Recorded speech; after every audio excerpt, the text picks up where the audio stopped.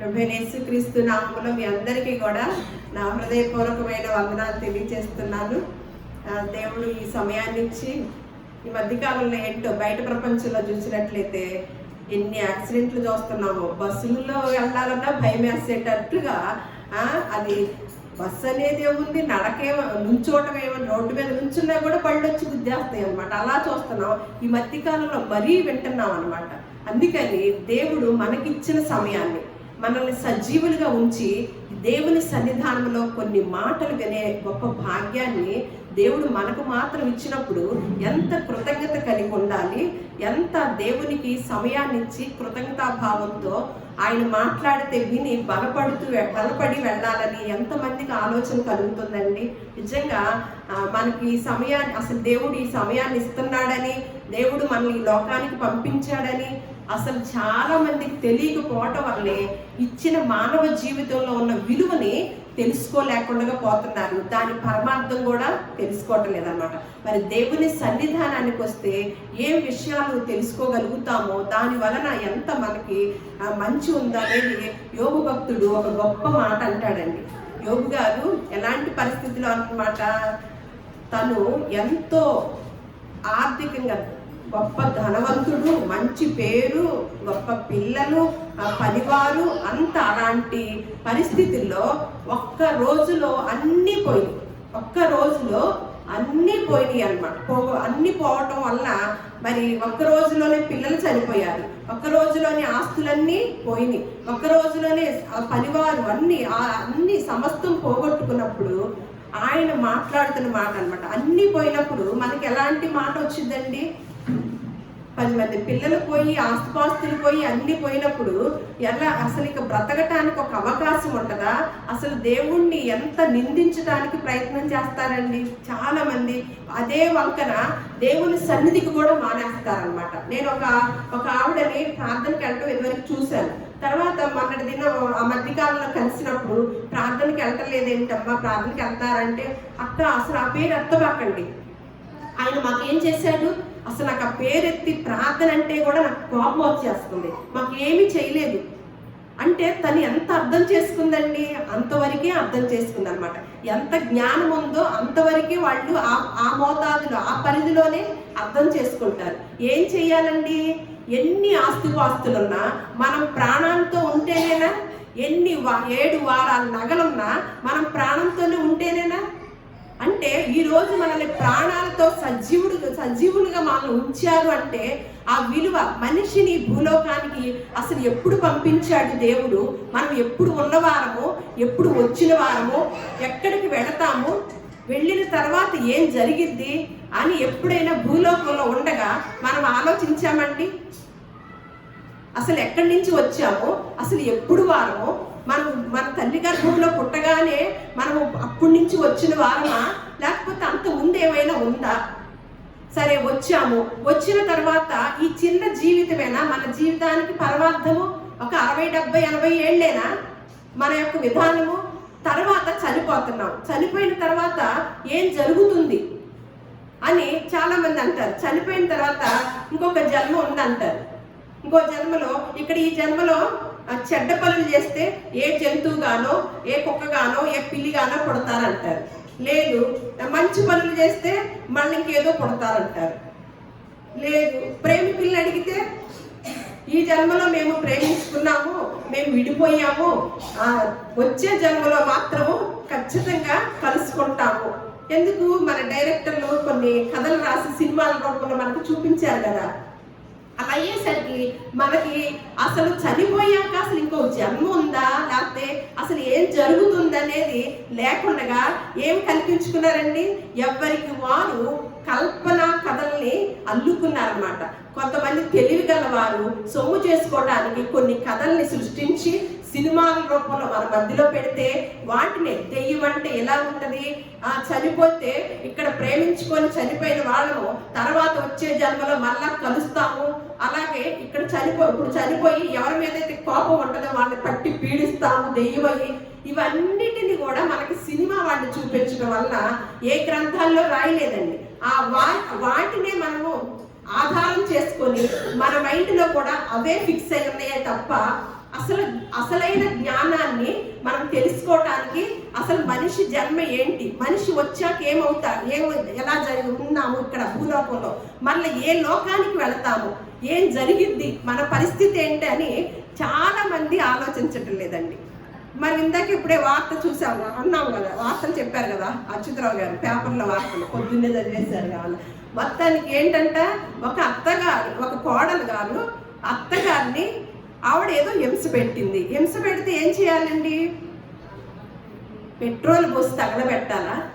చూడండి, అంటే బయట ప్రపంచంలో ఏమి నేర్పిస్తున్నారు, ఏమి తెలుస్తుంది, ఏమి జరుగుతుంది అనేది ఆలోచించి మనకి దేవుడిచ్చిన ఆధిక్యతను బట్టి మనకి దేవుని సన్నిధికి వస్తే ఏమి జరుగుతుందో అనేది యోబు భక్తుడు ఏం చేస్తున్నాడంటే అలాంటి పరిస్థితుల్లో కూడా అన్ని పోయినప్పటికీ కూడా ఆయన ఒక మాట మాట్లాడుతున్నాడండి. యోబు గ్రంథం 11వ అధ్యాయం 6వ వచనంలో, ఆయనే జ్ఞాన రహస్యములు నీకు తెలియచేసిన మేలు అంటారు. ఇక్కడికి వస్తే ఏముంటదండి? జ్ఞాన రహస్యములు మనకి మనం తెలుసుకోవటం ద్వారా మనకి ఏం జరిగిద్దండి? మేలు జరిగిద్ది అన్నమాట. బయట ప్రపంచంలో జ్ఞాన రహస్యములు చెప్పే ప్రదేశం ఏదన్నా, స్థలం ఏదన్నా ఉందా అండి? నేను ఈ మాటకి చివరిలో మీకు వివరణ తెలిసింది అనమాట. మరి దేవుని ఇదేమన్నా ఒక మతం అంటారు, ఇది ఒక మతం, మాకు సంబంధం కాదు కదా, ఇది వాళ్ళకి సంబంధించింది, వేరే వాళ్ళకి సంబంధించింది అని ఈ యేసుక్రీస్తు వారన్నా, ఈ మాటలన్నా, పరిశుద్ధ గ్రంథం అన్నా, దేవుని సన్నిధి అన్నా ఒక విధమైన అపోహలో ఉండిపోయి దేవుని సన్నిధికి కూడా చాలా మంది రాకపోగా ఆ జ్ఞాన రహస్యాలను తెలుసుకోలేకుండా ఉన్న వారు చాలా మంది ఉంటున్నారు. సరే, నమ్మి వచ్చిన వారు ఎంతవరకు తెలుసుకోగలుగుతున్నారు? వచ్చి కూడా మన భౌతికమైన అవసరతలను అడుగుతున్నావా?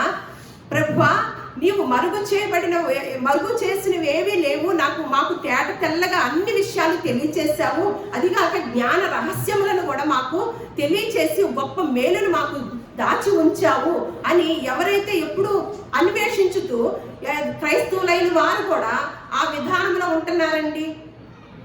క్రైస్తవులైన వారికి కూడా మనం అసలు ఎందుకు పుట్టామో, మనం ఎందుకు బ్రతుకుతున్నామో, మనం పుట్టి బ్రతికి మనం చనిపోయిన తర్వాత ఎక్కడికి వెళుతున్నామో, ఏం చేస్తున్నామో అనేది భయము భక్తి లేకుండానే ఈ భక్తి విధానాన్ని కొనసాగుతూ ఉన్నారండి. అందుకనే చాలా మంది బయట ప్రపంచంలో చర్చిల్లో చూడండి, దేనికోసము కేటాయించుకుంటారండి కొన్ని రోజుల్ని. ఏదైనా సరే కుటుంబాల్లో ఉన్న అవసరతలు తీర్చుకోవటానికి మాత్రమే దేవుణ్ణి అన్వేషించితే కనుక మేము జ్ఞాన రహస్యములను తెలుసుకోలేము, దేవుడిచ్చే మేలును కూడా పొందుకోలేమండి. క్రైస్తవుల సహితము కూడా ఏం చేస్తున్నారంటే, మందిరానికి వెళ్తే ఆవిడ అంటుంది అదే వేరే అంటే ఏ రూపంలో నమ్మితే దాన్ని అడుగుతారన్నమాట. మనము అవసరతల కొరకు కనుక దేవుణ్ణి ఆశ్రయించితే మనకి అంతవరకే ఇస్తాడు జ్ఞానం. లేదు, దీనికి మించిన జ్ఞానం ఏదో ఉంది, దేవుడు దాచిపెట్టి ఉంచాడు. మనల్ని భూలోకానికి ఇంత శ్రేష్టమైన మానవులుగా మనల్ని పంపించారంటే ఏదో ఒక పరమార్థం ఉంటుంది, ఏదో ఒక గొప్పతనం ఉంటుంది అనేది ఆ కోణంలో కనుక మనం ఆలోచిస్తే ఖచ్చితంగా ఆ ఆలోచనని, దేవుడు యొక్క మనసులోని మాటని, మన పట్ల ప్రణాళికను మనం తెలుసుకోగలుగుతాం అన్నమాట. అందుకని యోబు గారు గొప్ప గొప్ప భక్తులు గొప్ప గొప్ప మాటలు తెలియచేశారండి. అలాగే ప్రసంగి గ్రంథం మళ్ళీ సొలొమోను గారు, గొప్ప జ్ఞానవంతుడైన సొలొమోను గారు కూడా ఒక మాట మాట్లాడుతున్నాడు అనమాట. 10వ అధ్యాయము ప్రసంగి గ్రంథము 14వ వచనం, కలుగబోవునది ఏదో మనుషులు ఎరుగక ఉండినను బుద్ధిహీనులు విస్తారముగా మాట్లాడుదురు. నరుడు చనిపోయిన తర్వాత ఏమి జరుగునో ఎవరు తెలియచేతురు అంటే చూడండి, ఈ మాటను మనం ఎప్పుడైనా ఆలోచించామా? క్రైస్తవులు కూడా ఆలోచించరండి. క్రైస్తవులు వచ్చినా కూడా దేవుని సన్నిధి కిందాక చెప్పుకున్నాం కదా, ఏదో ఒక అవసరత కొరకు తప్ప ఈ మాట మాత్రం ఎవరు కూడా మనసును పెట్టరండి. ఏమంటున్నాడు దేవుడు? చెప్పబోతున్నాడు, ఏం చెప్పాలంటున్నాడు? క్రైస్తవులమైన మనము, నమ్ముకున్న మనము, ఈ జ్ఞాన రహస్యమును తెలుసుకున్న మనము బయట ప్రపంచానికి కూడా ఏమి తెలియచేయమంటున్నాడు? ఏమంటున్నాడు? నరుడు చనిపోయిన తర్వాత ఏమి జరుగునో ఎవరు తెలియచేస్తారు? ఎవరు తెలియచేస్తున్నారండి? ఈ మాటలు చెప్తున్నారా? ఇదిగో నువ్వు చనిపోయాక ఇలా జరిగింది, భూలోకంలో ఉండగా ఇలా ఉండాలి అని చెప్పేవారు ఎంతమంది ఉంటున్నారండి? అందరూ భక్తులమే. ప్రతి చర్చి నిండిపోద్ది, ప్రతి మసీదు నిండిపోద్ది, ప్రతి గుడి నిండిపోద్ది. కానీ నేరాలు ఘోరాలు కొంచెంగా ఉన్నాయా, ఎక్కువగా ఉన్నాయా? మరి అందరం భక్తులే కదా, భక్తి మాత్రమే చేస్తున్నాం. ఏం చేయటలేదు? భయముతో కూడిన భక్తి చేయటలేదు అన్నమాట. భక్తులు అంతే, భక్తులు భయముతో కూడిన భక్తి చేస్తే ఖచ్చితంగా దేవుని సన్నిధానానికి వెళ్ళినప్పుడు ఆత్మ సంబంధమైన విషయాల్లోనే ఆ కోరికల్ని అడుగుతారే తప్ప ఇంకొకటి అడగరు. భౌతిక సంబంధంగా ఆత్మలో వర్ధిల్లుని వాడు ఏమని ఉంటది బైబిల్ గ్రంథంలో? అన్ని విషయాలలో కూడా వర్ధిల్లుతాడంట. మనము ఆత్మలో వర్ధిల్లాలంటే మనకేం కావాలి? మన ఆత్మలను రక్షించే శక్తి కలిగిన వాక్యమును సాత్వికముతో అంగీకరించాలి. మన భౌతికంగా శరీరాన్ని పోషించడానికి మనం ఎంతో ఆహారాన్ని, ఎన్నో పోషకాలని తీసుకుంటాం. మంచిగా అసలు చాలా డాక్టర్ గారు కనుక చెబితే తూచా తప్పకుండా ఎంత పాటించడానికి ప్రయత్నం చేస్తామోనండి. జాగ్రత్తలు ఎందుకు? బ్రతకాలని, ఆరోగ్యంగా ఉండాలని. మరి ఈ పరమ వైద్యుడు చాలా ఆరోగ్య సూత్రాలు అంటే ఆత్మీయ సూత్రాలు చెప్పాడు. ఎంతమంది పాటిస్తున్నామండి? మనల్ని ఆత్మను రక్షించే శక్తి కలిగిన వాక్యం దగ్గరికి వెళ్తున్నామా? శరీరాన్ని రక్షించే శక్తి కలిగిన వాక్యానికి ఎక్కువగా ప్రాధాన్యత ఇస్తున్నామా అంటే ఇప్పుడు క్రైస్తవులైన వారు దానికే ప్రాధాన్యత ఇస్తున్నారు. అందుకని ఏమని చెప్తున్నాడు దేవుడు? ఎవరు చెప్తారు? నరుడు చనిపోయాక ఏం జరిగిద్దో ఎవరు చెప్తారు అని ఇప్పుడు ఈరోజు మనము పాతాళం గురించి నేర్చుకోవాలనే ఆలోచన కలిగి ఉన్నాము. చూసారా, మనకి ఎన్ని విషయాలు దేవుడు నేర్పుతాడో తెలుసా అండి? ఎంత గొప్ప గ్రంథమోనండి మన చేతుల్లో ఉంది. అది ఉన్నంత కాలము మనం దాని వైపు పరిశోధించినంత కాలము దాని విలువ తెలియదు. అందుకని ఒక్కొక్క మనిషి, గొప్ప మనిషి ఇంట్లో ఉండి ఆ మనిషి చనిపోయాక ఏమంటామండి? అయ్యో అయ్యో అనుకుంటాం. కానీ మనిషి ఉండగా విలువ తెలియదు అనుకుంటాం. అలాగే మన చేతుల్లో ఉన్నంత కాలం బైబిల్ గ్రంథంలో ఉన్న విషయాలు మనకి విలువ అనేది తెలియదు. ఒకనాడు కరువు వచ్చిందంట, అప్పుడు తెలుస్తుంది. ఏం కరువు? తిండి లేక కరువు కాదు. వాక్యము వివరంగా ఉన్నట్టుగా వివరించే వారు తక్కువయ్యే కాలంలో ఉంటామన్నమాట. మనల్ని ఎప్పుడైతే నిత్య రాజ్యానికి తీసుకెళ్లే సంఘాలు ఎక్కడైతే ఉన్నాయో అక్కడ ఖచ్చితంగా తీసుకెళ్ళటానికి చెప్పే మాటలు ఎక్కడైతే ఉన్నాయో అక్కడికి ఖచ్చితంగా వెళ్ళి తీరాలండి. రాబో దినాల్లో, భయంకరమైన దినాల్లోనూ ఎన్నో చూడరాని విషయాలు, వినలేని మాటలు ఎన్నో వింటూ ఉన్నాం. భయంకరమైన దినాల్లో మనం ఉంటున్నాం కాబట్టి దేన్ని సిద్ధం చేసుకోవాలి. ఈరోజు పాతాళము గురించి నేర్చుకుందాం. అందుకనే కీర్తన గ్రంథము మీకు బాగా వివరణగా చెప్తాను, మనసు పెట్టి వినండి. 9వ అధ్యాయం 48వ వచనంలో, మరణము చూడక బ్రతుకు నరుడెవరు? పాతాళము యొక్క వశము కాకుండా తన్ను తాను తప్పించుకొనగలవాడు ఎవడు? మనం ఇక్కడ చూసినట్లయితే మరణం అనేది అందరికీ వచ్చింది, కంపల్సరీ అని ఒక విషయాన్ని అందరికీ తెలిసిందే. ఇందులో చదవక్కర్లేదు, మనకు తెలిసిందే కాబట్టి. కానీ అందరూ ఎక్కడికి వెళ్తున్నారంట? మళ్ళా ఇంకో కొత్త విషయం తెలిసింది. మరణము లేకుండా ఎవరూ లేమని తెలుసు. కానీ మరణించిన వారందరూ కూడా ఎక్కడికి వెళ్తారని ఒక విషయాన్ని తెలుసుకుంటున్నాం. పాతాళము యొక్క వశము కాకుండా తన్ను తాను తప్పించుకోగలవాడు ఎవడు? అంటే మరణం అయితే అందరికీ, కానీ మరణం తర్వాత మనిషి పాతాళానికి వెళతాడని మనం ఈ వాక్యం ద్వారా తెలుసుకుంటున్నాం అన్నమాట.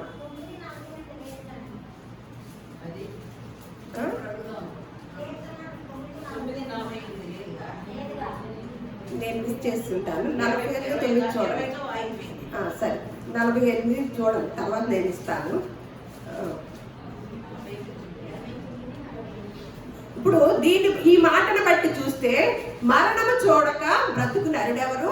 పాతాళం యొక్క వశము కాకుండా తన్ను తాను తప్పించుకొనగలవాడు ఎవడు అని మనం ఇక్కడ తెలుసుకున్నాం. అంటే అందరూ మరణిస్తారు, మరణించిన వారందరూ కూడా పాతాళానికి వెళతారని మాత్రము మనకి వివరణ వచ్చిందనమాట. దీన్ని బట్టి చూస్తే పరిశుద్ధులైన పాపులైన అందరూ కూడా ఎక్కడికి వెళ్తాము? ఒక క్లారిటీ వచ్చింది. ఏమని?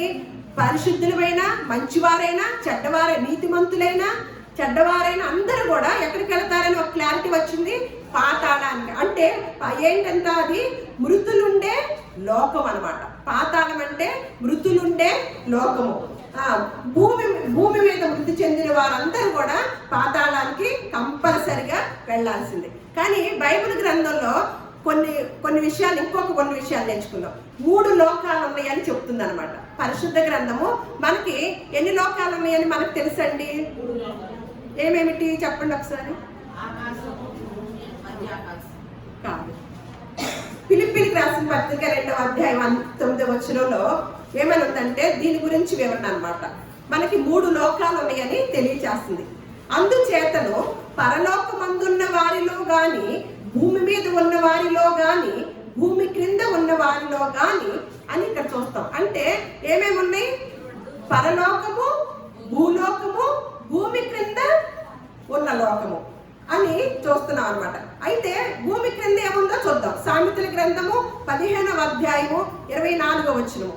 క్రిందనున్న పాతాళమును తప్పించుకొనవలనని బుద్ధిమంతుడు పరమునకు పోవు జీవ మార్గమున నడుచుకొనును. ఏం చేస్తాడంట? క్రింద ఏమనుంది? ఇక్కడ ఫిలిప్పీలకు రాసిన పత్రికలో పౌలు గారు రాస్తూ 3 లోకాలని మనకు పరిచయం చేస్తున్నాడు అనమాట. ఏమని? పరలోకమందున్న వారిలో కానీ, భూమి మీద ఉన్న వారిలో కానీ, భూమి క్రింద ఉన్న వారిలో కానీ అని ఉంది. భూమి క్రింద ఏముందనేది సొలొమోను గారి దగ్గర ఇప్పుడు మనం సామెతలు 15:24లో చూస్తున్నాం. ఏమని? క్రింద ఉన్న పాతాళమును తప్పించుకొనవలెనని ఎవరంట? ఎవరు చేస్తారంట ప్రయత్నము? బుద్ధిమంతుడు ఏం చేస్తాడంట? పరమునకు పోవు జీవ మార్గమున నడుచుకొనును.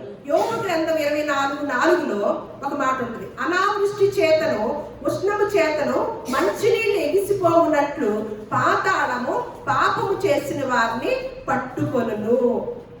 అంటే ఇక్కడ చూడండి, పాతాళానికి ఏమన్నా అందరూ వెళతామని ఒక లేఖనం చూసాం. అది మృతులుండే లోకము. మరణించిన వారందరూ మొట్టమొదటగా పాతాళానికి వెళతామని చూసాం. తర్వాత వాక్యంలో ఏం చూసాము? బుద్ధిమంతుడైతే పరమునకు పోవు జీవ మార్గమున నడుచుకుంటాడంట. పాతాళము తప్పించుకోవలనని చేస్తాడంట బుద్ధిమంతుడు. అంటే పాతాళములోనే బుద్ధిమంతుడు వెళ్ళటానికి బుద్ధిమంతుడు వెళ్ళడు అని ఇక్కడ ఒక్కొక్క వివరణ వస్తుంది అనమాట. అంటే బుద్ధిమంతులైతే పాతాళంకి వెళ్ళరు అని వస్తుంది. మళ్ళీ ఇక్కడ యోబు గ్రంథంలో చదివిన దాన్ని బట్టి అనావృష్టి చేతను, ఉష్ణము చేతను మంచినీళ్ళు ఎగిసిపోవునట్లు పాతాళము పాపము చేసిన వారిని పట్టుకొనును. అంటే పాపము చేసిన వారు పాతాళం పట్టుకుంటదని ఇక్కడ చూస్తున్నాము. బుద్ధిమంతులైతే పరమునకు పోయే మార్గాన్నే ఎదుగుతారు, వెళతారని చూస్తున్నాం. అంటే ఇప్పుడు మనకి ఏమని అర్థమవుతుందంటే పాతాళములోనే, ఈ 3 లోకాల్లో ఉన్న పాతాళ లోకంలోనే 2 భాగాలు ఉన్నాయని అర్థమవుతుంది అనమాట. ఇది అంత పరిశుద్ధ గ్రంథంలోనే ఉన్నట్టుగా మీకు చెప్తున్నామండి. పాతాళంలోనే 2 భాగాలు ఉన్నాయి అన్నమాట. ఎందుకు ఆ 2 భాగాలు ఎలా చెప్తున్నారంటే మనకి లూకాసు వార్తలో లాజరు ధనవంతుడి గురించి చూస్తాం. లూకాసు వార్తలో 16వ అధ్యాయం 22వ వచనంలో ధనవంతుడు చనిపోయి ఎక్కడికి వెళ్ళాడు? వేదనకరమైన చోటుకి వెళ్ళాడంట. లాజరు కూడా చనిపోయి పాతి పెట్టబడినప్పుడు ఆయన ఎక్కడికి వెళ్ళాడంట? అబ్రహాము రొమ్మును ఆనుకొనుటకు ఆయన నెమ్మది కలిగిన చోటికి వెళ్ళాడంట. అంటే పాతాళంలోనే 2 భాగాలు అన్నమాట. బుద్ధిమంతులు ఎక్కడికి వెళ్తారంట? నెమ్మది పొందే ప్లేస్కి.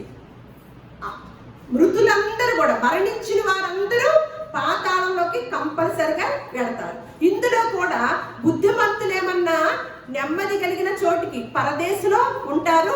తర్వాత మరి పాపాత్ములు ఎక్కడ ఉంటారంట? వేదనకరమైన చోటు. అందుకనే కదా ధనవంతుడు ఏమడుగుతున్నాడు? ధనవంతుడికి భూలోకంలో ఉన్నంత కాలము పాతాళం ఉందని తెలియలేదండి. ఏం చేశాడు? మళ్ళీ నరహత్య చేయలేదు, వ్యభిచారం చేయలేదు, దొంగతనం చేయలేదండి. అవి చేస్తే అక్కడ రాసేవాడు. భూలోకంలో ధనవంతుడు తనకున్న ధనంతో తనకిష్టం వచ్చినట్లుగా జీవించాడంట, తనకిష్టం వచ్చినట్లుగా ఎంజాయ్ చేశాడంట. అదొక్కటే తప్పిదం చేశాడండి. తనకిష్టం వచ్చినట్టుగా, నేను ముందే చెప్పాను, మనిషి అనేది భూలోకంలో మానవుడిగా మనల్ని మాత్రమే పంపించాడంటే దేవునికి ఒక ప్రణాళిక ఉందన్నమాట. ఎలా, ఎందుకు? ఆయన జగత్తు పునాది వేయబడక ముందే తన ఎదుట మనము పరిశుద్ధులముగాను నిర్దోషులముగాను ఉండవలనని ఆయన యొక్క సంకల్పం. ఎప్పుడైతే ఆ సంకల్పాన్ని ఎరగకోకుండా మన కుటుంబాల్లో మన సంబంధించి మన బిడ్డలకి మన కుటుంబానికి ప్రాధాన్యత ఇస్తూ మన ఉన్న సొమ్ముని మన కోసమే ఖర్చు చేసుకుంటూ మనమే తిని తాగేసి తిరిగేసి మనము మన జీవిత విధానాన్ని అంతా కూడా మన అనే దానితోనే ఖర్చు పెడితే గనక వాళ్ళు ఎక్కడికి వెళ్తారు? పాతాళాలు. చివరిలో మీకు క్లారిటీ వచ్చింది, నేను చెప్తానమాట. అందుకని ధనవంతుడు ఏం పాపం చేయలే, తనకున్న ఆస్తిని అంతటిని కూడా తనకిష్టం వచ్చినట్లుగా అనుభవించి ఇక్కడి నుంచి కన్ను మూస్తే ఇంకొక లోకానికి వెళతానే అది ఒక వేదనకరమైన చోటే అని అవగాహన లేదు. ఎందుకు? ఆయన జ్ఞాన రహస్యములు తెలియజేసిన మేలు అని దేవుని సన్నిధానంలో ఏం తెలియజేస్తారండి? జ్ఞాన రహస్యములు. అక్కడికి ఎప్పుడు వెళ్ళలా, తను ఎంజాయ్ చేయటమే సరిపోయింది. కానీ లాజరు గారు బ్రతికున్నంత కాలము ఎక్కడ అస్సలు ఎంత కూడా అనుభవించలేదు. ఉన్నంత కాలం అనారోగ్యమే, అదిగాక ఎక్కడో పడి ఉన్న మెతుకుల్ని తిని బ్రతికాడు. జీవిత కాలం అంతా ఎంత ప్రార్థన చేసినా ఆయన ఆర్థిక పరిస్థితి బాగుపడలేదు, ఆయన అనారోగ్య పరిస్థితి బాగుపడలేదు. మనకి ప్రశ్న కదా, మేము ఎంత ప్రార్థన చేస్తున్నాము, మాకే దేవుడు ఏమిచ్చాడు అంటే ఏమిచ్చాడు? లాజర్కి అస్సలైనది ఇచ్చాడు. ఆ జ్ఞాన రహస్యాలు తెలుసుకున్న వారు మాత్రమే మేలు అనుభవిస్తారండి. అస్సలైనది ఇచ్చారు. అస్సలైనది ఎవరైనా పొందుకోగలుగుతామా? లేదు. అందుకనే ఆ ఆత్మీయ నేత్రాలతో అందుకని యుగ సంబంధమైన దేవత మీ మనోనేత్రాలకి ఏం చేసిందంట? ఇటువంటి ఆలోచనలే రాకుండా ఎంజాయ్ చేయి, ప్రార్థనకి ఎందుకు, ఇవాళ ఇంట్లో కూర్చుందామని. ఎన్ని మార్లు దేవుని సన్నిధిని మానవేసామండి మనం. దేవుడు లెక్క అడగడా? నా వలన దేవునికి ఏం ఉపయోగపడుతున్నాను అని ఎప్పుడన్నా ప్రశ్నించుకున్నారా? నేను నిజంగా చెప్తున్నాను, ఎందుకంటే వింటున్నారు మీరు ఇక్కడికి వచ్చేవారు కాబట్టి. ఏదైనా సరే దేవుని పని చేయకుండా మనం ఈ భూలోకం నుంచి కనుక వెళితే ఎక్కడ ఉంటామనేది చివరిలో మీకు క్లారిటీగా తెలుస్తుందండి. ఇక్కడ ఏమవుతుంది? లాజర్ అక్కడికి వెళ్ళాడు, ధనవంతుడు అక్కడికి వెళ్ళి ఏమంటున్నాడు? బాబోయ్, భూలోకంలో ఉండగా నాకు ఈ పాతాళం ఉంటుందని, ఈ వేదనకరమైన ఒక చుక్క కూడా నీళ్లు దొరకని ప్లేస్ ఉంటుందని, ఇంత యాతన పడుతూ అగ్ని ఆరకుండా పురుగు చావకుండా ఉంటుందని నాకు తెలియదయ్యా. నా తమ్ముళ్ళు, నా అన్నలు, నా అక్కలు, నా చెల్లెళ్ళు భూలోకంలో ఉన్నారయ్యా, వాళ్ళు కూడా ఇక్కడికి వస్తారేమో, ఒక్కసారి వాళ్ళకి చెప్పయ్యా, ఇక్కడి నుంచి ఎవరన్నా ఆ లాజర్లో ఎవరినో ఒకరిని పంపించయ్యా అని అంటున్నాడు అనమాట. అంటే అబ్రహాం గారు ఏమంటున్నారు? అక్కర్లేదు. మరి దెయ్యమై రావచ్చుగా, వచ్చి అన్నల దగ్గరకో తమ్ముడి దగ్గరకు వచ్చి అయ్యో మీరు జాగ్రత్తగా భూలోకంలో బ్రతకండి, అక్కడికి కన్ను మూస్తే ఇగో ఈ వేదనకరమైన, నేను మినరల్ వాటర్ బాటిల్ కొనుక్కొని తాగాను, ఇక్కడ చుక్క ఇవ్వమంటే చుక్క కూడా లేదు, ఎంత వేదన పడుతున్నాను, ఎంత బాధపడుతున్నాను అని చెప్పచ్చు కదా. కానీ వంతు అనేది భూలోకంలో వంతు అనేదే మరణించిన వారికి ఎవరికీ లేదనమాట. వాళ్ళు దెయ్యం అవ్వరు, ఏమి అవ్వరు. దెయ్యానికి సంబంధించింది వేరుగా ఉంది. మనుషులు చనిపోయిన వారు మంచి చేస్తే మంచి చోటుకి, నెమ్మదైన చోటుకి, చెడు చేస్తే వేదనకరమైన చోటుకి వెళ్తారే తప్ప దెయ్యమయ్యి రారు. ఎందుకంటే లేఖనాలు సెలవిస్తున్నాయి, ఎప్పుడైతే చనిపోతారో భూమి మీద వారికి ఎప్పటికీ వంతు లేదు. వాళ్ళు ప్రేమించరు, పగబెట్టుకోరు. పగబెట్టుకునే లెక్క అయితే చనిపోయి ఇప్పుడు అత్తగారు ఏం చేయాలి? కోడల్ని వచ్చి ఇంకొక కెరసనాయిలు అబ్బాయిసి తగలబెట్టాలి. కానీ అవకాశం లేదండి, అవకాశం లేదు. ఎందుకంటే లేఖనాలు స్పష్టంగా తెలియజేస్తుంది. పరిశుద్ధ గ్రంథంలో ప్రతి విధానాన్ని తెలియజేసే గ్రంథం అండి, అంత గొప్ప గ్రంథం అండి అని చెప్తూ ఇలా చూసుకున్నాం కదా. మళ్ళా అందుకని ఏం చేయాలంట? ప్రసంగి గ్రంథము 9వ అధ్యాయం 10వ వచనం.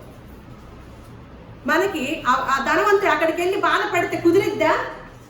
ధనవంతుడు బాధపడితే అయ్యో మా ఇంట్లో వాళ్ళందరూ నశించిపోతున్నారు, ఒక్కసారి ఈ ప్లేస్కి రాకుండా, నేను వాళ్ళని ఎంతో ప్రేమించుతున్నాను, ఒక్కసారి ఈ ప్లేస్కి రాకుండా చూడండి అయ్యా అంటే కుదిరిందా?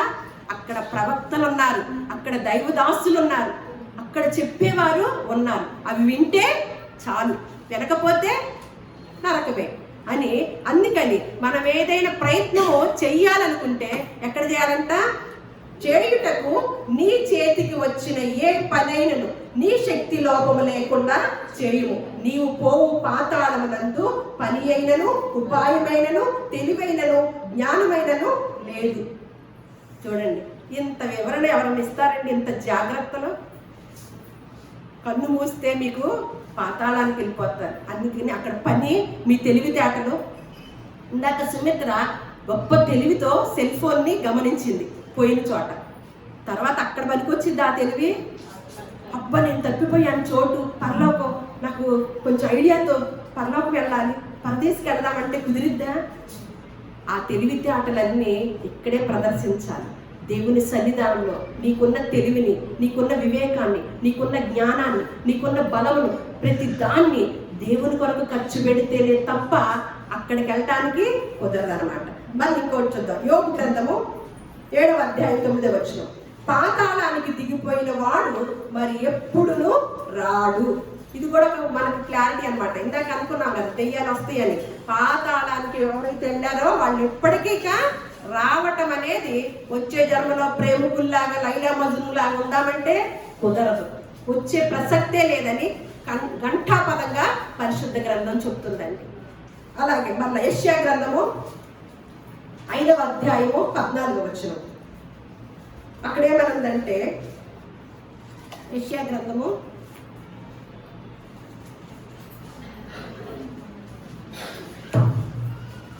అందుచేతనే పాతాళము గొప్ప ఆశ పెట్టుకొని అపరిమితముగా తన నోరు తెరుచుచున్నది. వారిలో ఘనులను, సామాన్యులను, ఘోష చేయువారును, హర్షించు వారును పడిపోతురు. ఏం చేస్తుందంట? మనము గనక ఈ భూలోకంలో ఉన్న వాటి కొరకు ఆశ పెట్టుకుంటే గనక మన కోసం ఎవరు ఆశ పెట్టుకుంటున్నారంట? మనకేమన్నా భూలోకంలో ఉన్నవన్నీ ఆశ, రావాలి రావాలి జరగాలని. ఈ లోపు ఏం చేస్తుంది పాతాళము? మన కోసం నోరు తెరుచుకొని ఆశతో ఏం చేస్తుందంట? అందుచేతనే పాతాళము గొప్ప ఆశ పెట్టుకొని అపరిమితముగా తన నోరు తెరుచుంది. వారిలో ఎవరెవరు పడ్డారండి? భూలోకంలో ఉన్న అన్ని రకాల మనస్తత్వ వారు కలిగిన వారు, అన్ని రకాల వారిని కూడా కవర్ చేసింది అనమాట. ఇంకా వేరే వాళ్ళు పక్కన మిగిలి ఉన్నారని లేదు. వారిలో ఎవరున్నారంట? ఘనులు ఉన్నారు. భూలోకంలో చూడగా అబ్బా ఈయన మంత్రి కదా, ఈయన గొప్ప అధికారి కదా, ఈయన గొప్ప ధనవంతుడు కదా, ఇక్కడ ఉన్నాడండి. అక్కడ ఎవరున్నారంట? ఘనులు ఉన్నారంట. మళ్ళా ఇంకెవరు? సామాన్యులు, ఒక మా మిడిల్ క్లాస్ ఫ్యామిలీ అనమాట. వాళ్ళు కూడా ఎక్కడ ఉన్నారంట? అక్కడ ఉన్నారంట. ఘోష చేయవారు, ఎంత వచ్చినా సరే ఇంకా కావాలి కావాలి కావాలి, తృప్తి ఉండదు అనమాట. వాళ్ళు కూడా ఎక్కడ ఉన్నారు? అక్కడ ఉన్నారు. హర్షించువారు అంటే ఎంత ఏమున్నా సరే వాళ్ళకి ఏం కావాలంటే దేవుని సన్నిధి ఏమన్నా పెద్దగా ఇష్టం పడరో, ఎక్కడైతే సంతోషం ఉంటుందో, ఎక్కడైతే ఎంజాయ్ ఉంటుందో అక్కడికి ఎక్కువగా వెళ్ళటానికి ఇష్టపడతారనమాట. వీళ్ళందరూ కలిసి ఎక్కడ ఉంటున్నారు? ఇప్పుడు పాతాళంలో ఉంటున్నారంట. అందుకని అక్కడ ఏముంది చూద్దాం. అక్కడ యెషయా గ్రంథము 14వ అధ్యాయము చూద్దాం ఒకసారి.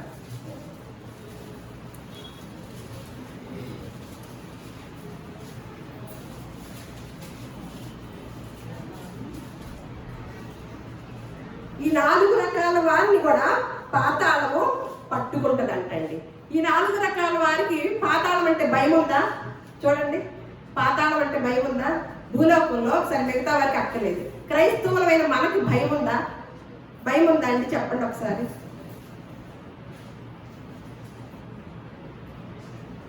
పాతాళం అంటే భయము ఎవరికి ఉందా? చేతులు ఎత్తండి.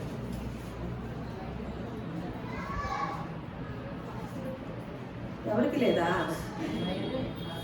కానీ ఇంకొక దానికి భయం ఉందంట మనకి. పాతాళం అంటే భయమా, దెయ్యం అంటే భయమా? ఒకసారి చెప్పండి, నిజంగా చెప్పండి. పాతాళం అంటే భయమా, దెయ్యం అంటే భయమా? లేదా? మా కోటేశ్వరరావు అన్నాడు. పాతాళం అంటే భయమా, దెయ్యం అంటే భయమా? రెండు భయం లేదా? అసలు తిరిగే లేదు. ఇక నువ్వు ఎక్కడ ఉంటావు అనేది ఇక దేవుడే నిర్ణయం చేయాలి.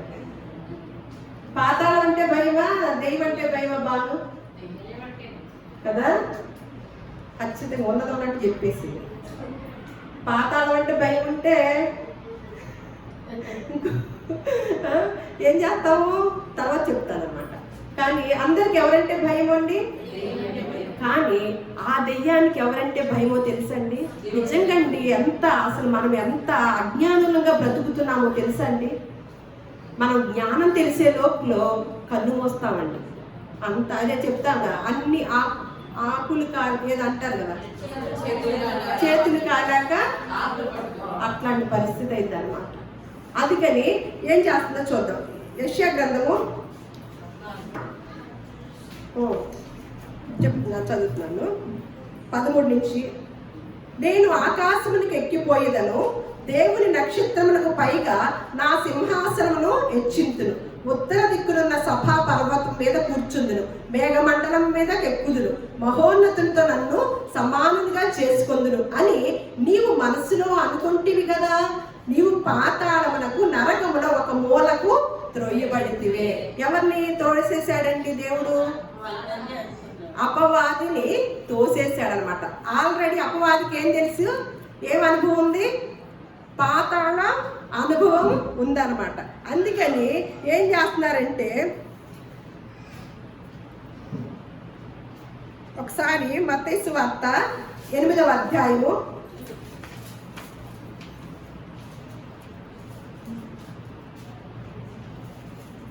మత్తయి సువార్త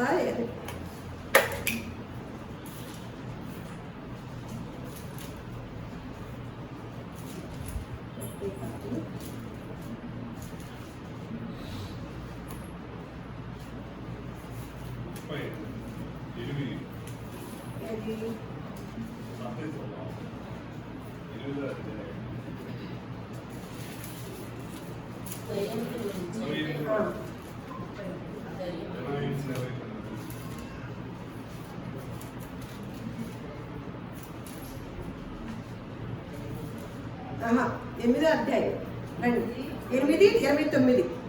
మత్తయి సువార్త 8వ అధ్యాయము 29వ వచనం.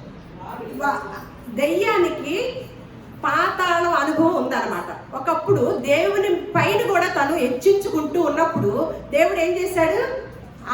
అది అపవాదిని పాతాళానికి తోసివేశాడు అనమాట. తోసివేస్తే అనుభవం ఉంది, అది వచ్చేసింది, మొత్తానికి భూలోకంలోకి వచ్చేసింది. పాతాళ లోకంలో నుంచి భూలోకంలోకి వచ్చింది. అది మళ్ళీ ఇంకొక పాఠంలో నేను చెప్తాను, అది ప్రకటన గ్రంథంలో ఉంటుంది అనమాట. ఆ వచ్చిన దానికి పాతాళం అనుభవం ఉందన్నమాట. పాతాళంలో ఎలాంటి పరిస్థితి ఉంటుందో దానికి అనుభవం అయింది. కాబట్టి ఇక్కడ ఏమంటుందో చూడండి. దేవుని వారు ఏమంటాడంటే, ఒక మనిషిలో పట్టిన దెయ్యాలన్నమాట. వారు, ఇదిగో దేవుని కుమారుడా, నీతో మాకేమి, కాలము రాకమునిపే మమ్మను బాధించుటకు ఇక్కడికి వచ్చితివా అని కేకలు వేసి వారికి దూరముగా గొప్ప పందుల మంద మేయిచుండగా ఆ దెయ్యములు, నీవు మమ్మను వెళ్ళగొట్టిన ఎడల ఆ పందుల మందలోనికి పోనిమ్మని ఆయన వేడుకొనెను. ఇంకొకటి ఏంటంటే, ఇంకొక చోట కూడా ఉంటుంది. మార్కు సువార్త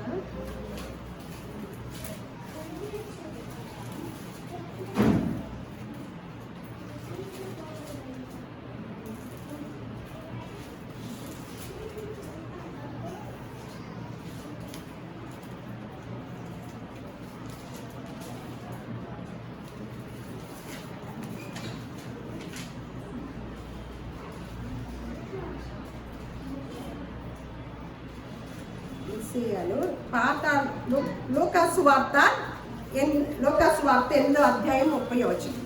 లూకాసు వార్త అందించడానికి కూడా చదివితేనేగా,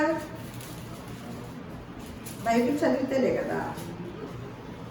8వ అధ్యాయం లూకాసు వార్త 30వ వచనం. యేసు నీ పేరేమని వాడిని అడుగగా చాలా దెయ్యములు వారిలో చొచ్చి ఉండిన గనుక వాడు తన పేరు శాన అని చెప్పి పాతాళములోనికి పోవుటకు తమకు ఆజ్ఞాపింపవద్దని ఆయనను వేడుకొన్నాడు. ఎందుకు వేడుకున్నారు?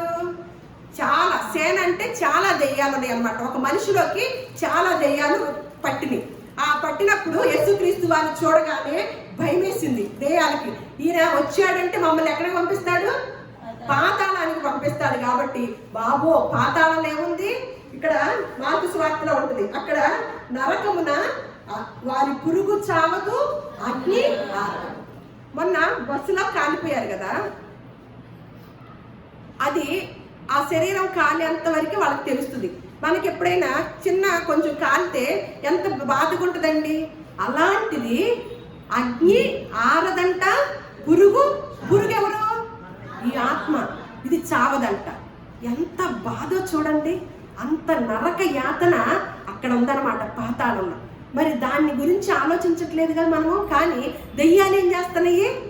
వాటి గురించి అవగాహన కలిగి ఉండి యేసుక్రీస్తు వారిని చూడగానే ఏమంటున్నాయి? బాబోయ్ అని అనుకుంటూ వేడుకుంటాయంట. అని పాతాళమునకు పోవుటకు తమకు ఆజ్ఞాపింపవద్దని వేడుకున్నాయంట. మనము ఏ ప్రార్థనలు ఎప్పుడన్నా ప్రార్థన చేసామో, ప్రభువా మేము పాతాళానికి వెళ్లకుండా మాకు ఒక అవకాశాన్ని ఇవ్వయ్యా, ఈ భూలోకంలో ఉండగానే మేము మంచిగా జీవించాలని ఆశ కలిగి ఉన్నామయ్యా, నీ నిత్యరాజ్యానికి రావాలని ఆశ కలిగి ఉన్నామయ్యా, నేను నీ పని చేస్తానయ్యా అని ఎప్పుడన్నా ప్రార్థన చేసుకున్నామండి. కానీ దెయ్యాలు ఏం చేస్తాయి? మనకేమన్నా దెయ్యాలంటే భయమా? దెయ్యాలకి ఎవరంటే భయమో? ఈ లెక్కన మనం ఏ స్థితిలో ఉన్నామండి. అందుకని మనం కూడా దేవుడు ఒక్కడే అని సువార్త చెప్తామా? అంతేనా? మనం యేసుక్రీస్తు వారిని నమ్మిన వారము ఏమని సువార్త చెప్తాము? దేవుడు ఒక్కడే అని చెప్తామా? ఇంకొకటి కూడా ఏం చెబుతుందో తెలుసా? యాకోబు రాసిన పత్రిక 2వ అధ్యాయము 19వ వచనం, దేవుడు ఒక్కడే అని నీవు నమ్ముచున్నావు, అలాగూ నమ్ముట మంచిదే, దెయ్యములు కూడా నమ్మి వణుకుచున్నవంట. మనకి దెయ్యాలకి ఎంత తేడా ఉంది? ఏది ఏ పదం తేడా ఉంది చెప్పండి మీరు. నువ్వు ఒక్కదాన్ని గ్రహించావా? చూడు, ఎవరు గ్రహించలేదా? దెయ్యాలకి మనకి పదం ఒకటి తేడా ఉంది. మనం కూడా దేవుడు ఒక్కడే అని నమ్ముచున్నాం, దెయ్యాలు కూడా నమ్మి. మరి మనము చెప్పటలా పాతాళం గురించి అవగాహన లేదు, దేని గురించి లేదు. ఎవరైనా ప్రార్థన చేస్తే ప్రార్థన చేయించుకొని వెళ్ళిపోదాం, మన కుటుంబంలో మంచి జరిగింది. ఏ పాస్టర్ గారి చేతిని నా నెత్తి మీద పెట్టుకుంటే మంచిదో అని ఎత్తుక్కొని వెళతాం. కానీ అసలు విషయం ఏంటి అనేది పరిశుద్ధ గ్రంథంలో ఆలోచిస్తామండి. మనం ప్రార్థన చేయించుకోవటం కాదు, మనం తర్వాత ఏమవుతున్నామో అనేది ఎవరైనా గమనించుతున్నారా, గ్రహించుతున్నారా? అవి కూడా నమ్మి వణుకుచున్నాయి అంట. అందుకని యోబు గ్రంథం 21:13, వారు శ్రేయస్సు కలిగి తమ దినమును గడుపుదురు, ఒక్క క్షణంలోనే పాతాళమునకు దిగుదురు. ఎక్కడుంది? కిందేముంది? ఒక్క క్షణం. వాళ్ళు భూలోకంలో ఉండగా చక్కగా శ్రేయస్సు కలిగి జీవిస్తారంట. ఒక్క క్షణంలోనే ఏం జరుగుతుందంట? పాతాళానికి దిగుదురు. అందుకనే ఒక మాట ఉంది, మత్తయి సువార్త 20 సామెతలు 15:14 తీయండి. బుద్ధిమంతుని మనసు జ్ఞానము వెతుకును, బుద్ధిహీనులు మూఢత్వమును భుజించుదురు. బుద్ధిమంతుడైతే ఏం చేస్తాడంటండి? ఆయన బుద్ధిమంతుల మనసు ఏం వెతికిద్దంటండి? జ్ఞానం. ఎవరండి? బుద్ధి జ్ఞాన సర్వ సంపదలు ఎవరి దగ్గర ఉన్నాయండి? ఆయన ఎవరు? వాక్యము. ఆ వాక్యమే ఒకప్పుడు వచ్చింది, తర్వాత ఇప్పుడు వాక్యంగా ఉన్న ఆ వాక్యాన్ని ఏం చేయాలి మనము? ఏమంటున్నాడు? బుద్ధిమంతుని మనసు జ్ఞానం వెతుకును, బుద్ధిహీనులు ఏం చేస్తారంట? మూఢత్వాన్నే తింటారంట. ఈ తినరంట, జ్ఞానాన్ని తినరంట. ఏం తింటారు? మూఢత్వాన్ని. బుద్ధిమంతులంటే ఎవరండి? బుద్ధిమంతులంటే ఎవరు? దేవుడి కోణంలో చూడాలి. ఇప్పుడు మనము పాతాళానికి దగ్గరగా ఉన్నామా, దూరంగా ఉన్నామా అనేది ఈరోజు క్లారిటీగా తెలుసుకొని వెళ్ళిపోతాం ఒక 5 నిమిషాల్లో. ఇప్పుడు మనము పాతాళానికి దగ్గరగా, అతి దగ్గరగా ఉన్నామా, దూరంగా ఉండి ఇక్కడ సాధిక చేస్తున్నామా అనేది ఇప్పుడు. బుద్ధిమంతులంటే ఎవరు? మన కోణంలో కాదు, దేవుని కోణంలో. ఆ బుద్ధిమంతులంగా మనం ఉంటున్నామా లేదా అనేది ఈరోజు మీ లోపల పరిశీలించుకోండి. ఇప్పుడు స్కానింగ్ చేసుకోండి. దానియేలు గ్రంథము 12వ అధ్యాయం 3వ వచనం. బుద్ధిమంతులైతే ఆకాశ మండలంలోని జ్యోతులను పోలిన వారై ప్రకాశించెదరు. నీతి మార్గములను అనుసరించి నడుచుకొనున్నట్లు ఎవరు అనేకులను త్రిప్పుదురో వారు నక్షత్రముల వలె నిరంతరము ప్రకాశించెదరు. ఏంటంటండి, ఎవరు బుద్ధిమంతులు? ఇదన్నా అర్థమైందా? చెప్పండి నోటితో. ఎవరు బుద్ధిమంతులు?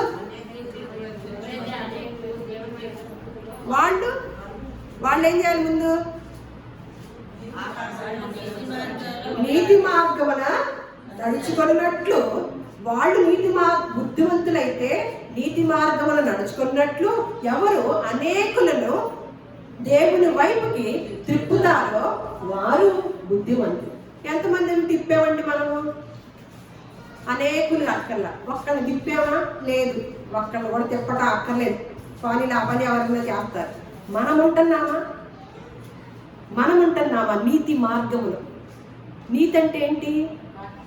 దేవుని నమ్మటము, దేవుని యొక్క వాక్యాన్ని పరిశీలించటము, అదనమాట. దాని ప్రకారం జీవించడానికి ప్రయత్నం చేయటం. ఇంకా తిప్పేదాకెక్కడ, వేరే వాళ్ళు తిప్పేదాకెక్కడ, మనల్ని వేరే వాళ్ళు తిప్పాల్సి వస్తుంది. ఇంకా మనం ఎక్కడ తిప్పుతాము? ఇంకొకళ్ళని. అంతేనా? మనల్ని రోజు రోజుకి ప్రార్థన చేసి ప్రోత్సహించి రమ్మనమని ఇవన్నీ చెప్తున్నామా? బాప్తీసం తీసుకోమని, లేకపోతే రమ్మనమని, ప్రార్థన మానద్దని, దేవుడి మాటలు వినండి అని మనం చెప్తున్నామా? నమ్మిన వారికే. ఇంకా మనం ఇంకెవరిని తిప్పుతామండి?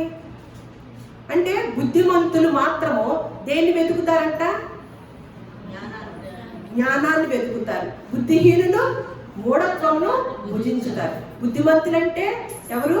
ఎవరైతే నీతి మార్గమును అనుసరించు నడుచుచు ఎవరైతే అనేకుల్ని దేవుని వైపు తిప్పుతారో వారు బుద్ధిమంతులు. మళ్ళీ మనం ఇంకా పాతాళానికి వెళ్లకుండా ఇంకొక విషయం తెలుసుకొని వెళ్ళిపోదాం. మత్తయి సువార్త 25వ అధ్యాయము తీసినట్లయితే, మత్తయి సువార్త 25వ అధ్యాయం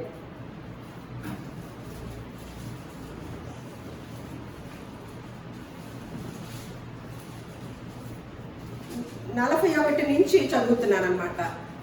అప్పుడు ఆయన ఎడమ వైపున ఉండు వారిని చూచి, శప్పింపబడిన వారలారా, నన్ను విడిచి అపవాదికిని వాని దూతలకును సిద్ధపరచబడిన నిత్యాజ్ఞలోనికి పోవుడి. అసలు పాతాళం ఎవరి కోసం, వేదనకరమైన చోటు ఎవరి కోసం సిద్ధం చేశాడండి దేవుడు? అపవాదికి, పాపులుగా. ఏ ఒక్క పాపి నశించిపోవటం దేవునికి ఇష్టం లేదు. మాటలు ధ్యానం చేయండి. బైబిల్ గ్రంథంలో ఏముందో ధ్యానం చేయండి. అంతేగాని మనకేం కావాలో ఏమిటో అని ఆ ధ్యాసలోకి వెళ్ళకండి. ఎవరి కోసం సిద్ధం చేశాడు పాతాళాన్ని? పాతాళంలోనే వేదనకరమైన చోటు ఎవరి కోసం సిద్ధం చేశాడు? అపవాది కోసము. కానీ ఎవరు వెళ్తున్నారు? పాపులు వెళ్తున్నారు అన్నమాట. అని చెప్తూ, నేను ఆకలి గొంటిని, మీరు నాకు భోజనము పెట్టలేదు. దప్పిగొంటిని, మీరు నాకు దాహమియ్యలేదు.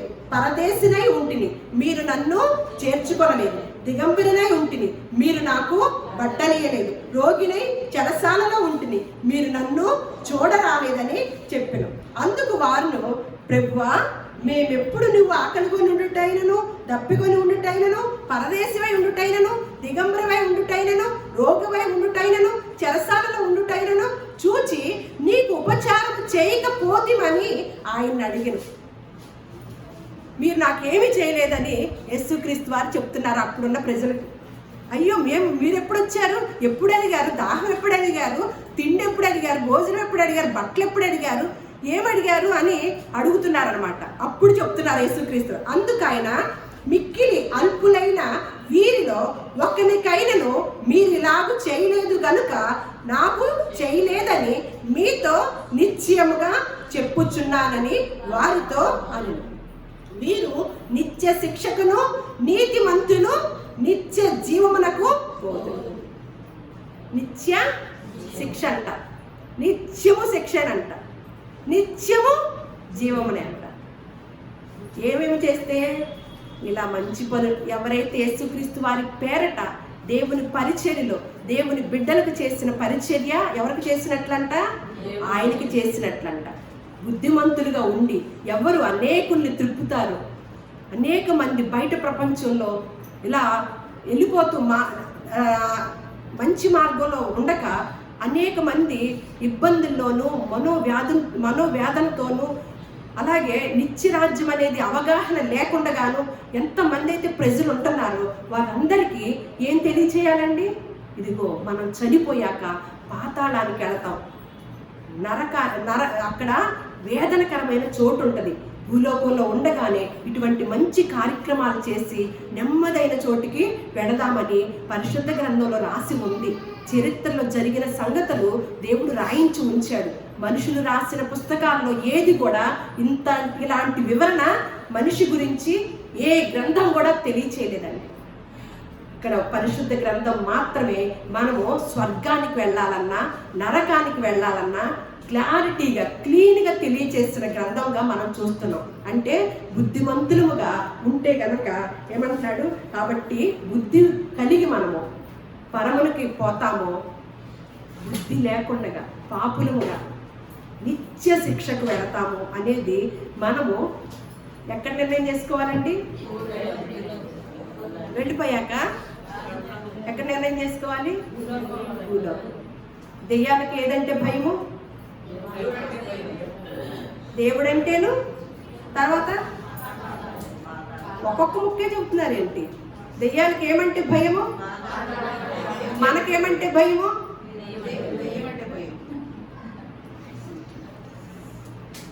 నరకాన్ని ఎవరికి సిద్ధం చేశాడు దేవుడు? ఎవరు ఎలా పోతున్నారు? మరి ఇప్పుడు మనం ఏం చేద్దాం? దేని దగ్గరికి వెళదాం అనేది ఈరోజు మనంతటికి మన మనస్సాక్షిని అడిగితే మనకు తెలియజేస్తుంది. మనము బుద్ధి కలిగి అనేక మంది తిప్పేవారముగా మన సమయాన్ని, మన సొమ్మును, మన సామర్థ్యాన్ని దేవుని కొరకు, దేవుని బిడ్డల కొరకు, దేవుని పరిచర్య కొరకు ఖర్చు పెట్టి ఆ నిత్యం ఉండే నెమ్మదైన స్థలానికి వెళ్ళే గొప్ప కృపను దేవుడు మనందరికీ కూడా అనుగ్రహించును గాక.